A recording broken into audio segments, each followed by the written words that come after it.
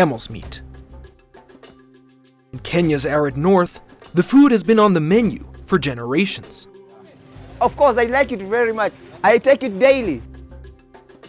Kwanza nyama ya gamia ni kitu mzuri sana hata kwa mimi hivi sasa. Ya gombe ya mbuzi ya gamia ndio mzuri kwangu na vile ninayopenda. Fans of camel swear by the meat's medicinal properties. Camel is a disease protector, so you cannot be infected with diseases. So when you are consuming camel alone, it's very hard for you to fall sick the way other people fall sick. Maziwa yake na gamia yake na nyama yake wote ni dawa.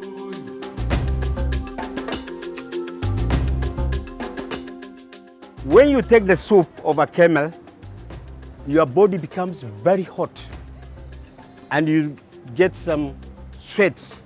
So that means there is something, treatment inside. You are, after all, what you eat. And nutritionists say it's the camel's varied diet that makes its meat such a healthful snack. The way a camel eats, it's quite different from any other animal that we rear. It feeds on shrubs, it feeds on bushes. The way they are fed and the nutrients that they take from this actually helps in promoting very good meat. It's higher in protein, it's low in cholesterol, and it is nutri-dense, it's packed with vitamins. It's lean than any other meat. The fatty level is very minimal. That's why it's healthier for human beings.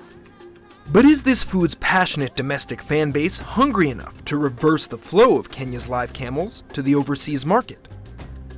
Even on a small scale, the trade clearly makes good economic sense. Nyama ya gamia ni bei kali kuliko ya mbuzi na ya gamia. Kwa sababu nyama ya gamia kilo yake inafika 600. Nyama ya mbuzi kilo yake ni nyama ya gamia, nyama ya ng'ombe kilo yake ni 400 shillings. Sasa ya mbuzi ni 500. Share kama hii inaweza kwa nyama gamia 5 mara moja 5 camel. It's an impressive output for such a small operation. But to really turn the tides of regional livestock flows, domestic players will need to think bigger. Here in Isiolo in Kenya's north is one of the country's first ever facilities dedicated to the slaughter of camels. The animals are led by up to 5 men from this enclosure behind me and taken over to this concrete slab where the animals are then slaughtered and sent to town for further processing. It may not be pretty, but this facility represents a major step forward for Kenya as it moves up the global camel value chain. For the first time, herders here are able to enjoy the full fruits of their labor, rather than selling the animals live overseas for foreign export. Processing and butchering the animals locally can boost earnings for herders and retain access to useful byproducts. The skin is being left with us here. The head is being left with us here. The hooves are left with us here. The only thing we are selling to them is the carcasses. We have saved the other to improve the food security of the people around us. It seems like a good alternative to live animal exports. But how will all this output be absorbed? Well, pastoralist communities have traditionally produced a form of dried meat that's easy to carry, but that many find to be an acquired taste. That's why some enterprises are turning to value addition as a way to bring more customers in to the domestic market.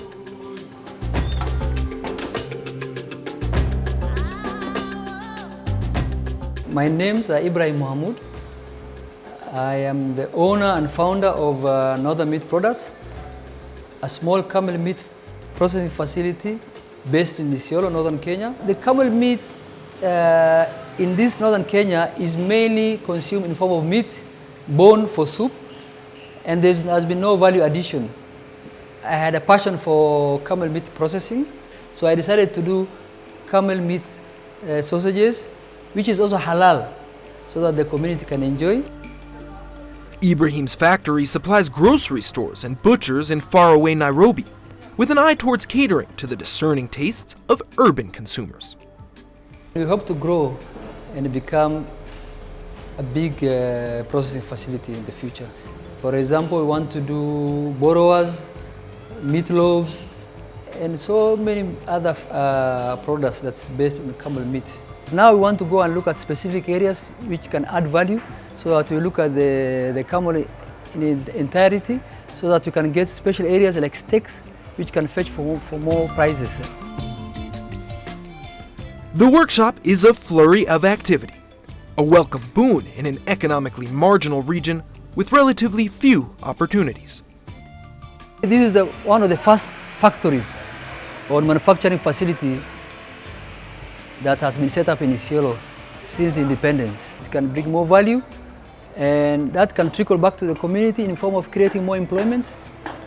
It's a promising development, but is it enough for Kenya to turn its back on the vast demand of the export market altogether? We should do both, so long as it does not affect the prices. When creating shortages, we can export them. Although sometimes such situations create shortages when there is a bigger market outside for export. Like even now, you can see some of the prices for meat actually has increased in Isiolo because of that shortages. But I think both can work so that the people can get more value as they start to learn about value addition. Next time on Through the Eye of a Needle. It has been proven that the camel milk has vitamin C. The research has proven it. Not so sweet, very rich, it tastes fresh. You can definitely tell this is something that's come from an animal, and very recently at that. Before, I used to slaughter the camels. I changed to keeping them in the boma and sell the milk. We'll learn why camel's milk is being hailed as a medicinal superfood, and how herders plan to cash in.